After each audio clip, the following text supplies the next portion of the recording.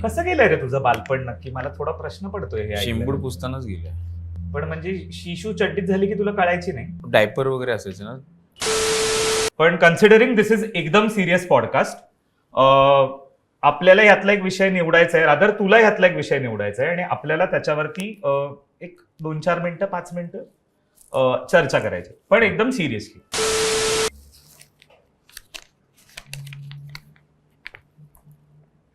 शिंबूड हे पहिलं, मला वाटते वन ऑफ द पहिलं काय आपण आपल्याला कळतं असं पहिलं द्रव्य आहे असं मला वाटतं. शूशी चड्डीत होते, बाकी शिंबूड नाकातनं येत होतं ते आपल्याला जाणवतं. पण शिशू चड्डीत झाली तर आपल्याला लक्षात येत नाही. आपल्याला लक्षात येत नाही, लहान मुलांना लक्षात येत नाही. कसं गेलंय रे तुझं बालपण नक्की? मला थोडा प्रश्न पडतोय हे शिंबूड ऐकल्यावर. पुसतानाच गेले.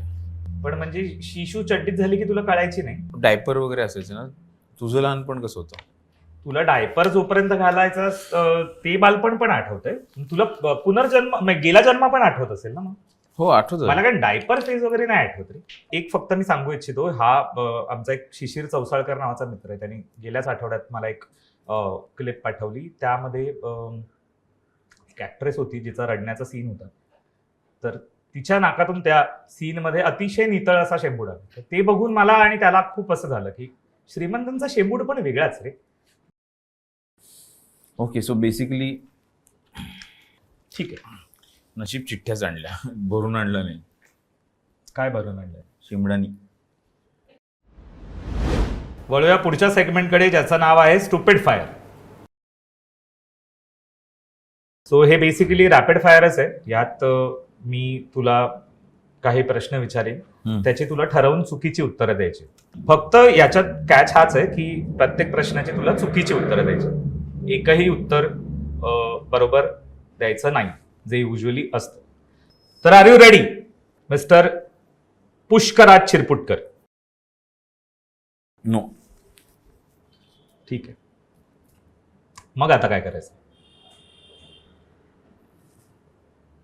पुढे चल ना, मी चुकीचं उत्तर दिलंय.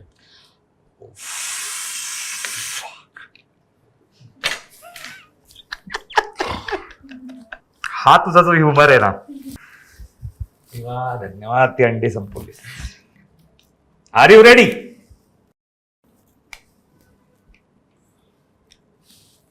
तहान लागली असेल की काय करतोस? खातो. सगळ्यात जास्त काय आवडतं, सिनेमा, गाय की शेंबूड? शेंबूड. का? चांगला असतो. चोली के पीछे क्या है?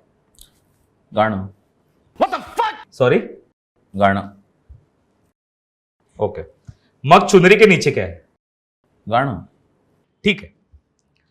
तर अशा पद्धतीने एकदम सिरियस पॉडकास्ट त्याच्या नॉनसेन्सिकल सिरियस झोन मधून बाहेर आलाय आणि आता आपण थोडा खरा सिरियस सेगमेंट करू. तुला काही प्रमोट करायचं असेल, तुला जेन्युइनली कुठल्या तरी विषयावरती सिरियसली बोलायचं असेल, ज्यात आपण हसू शकतो, काही करू शकतो, तर हा सेगमेंट तुझा आहे. You take your call.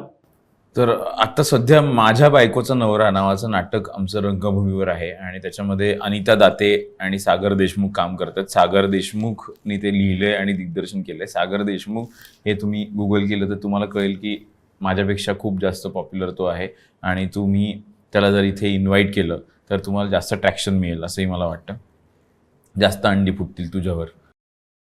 ते नाटक तुम्ही नक्की बघा अशी माझी इच्छा आहे.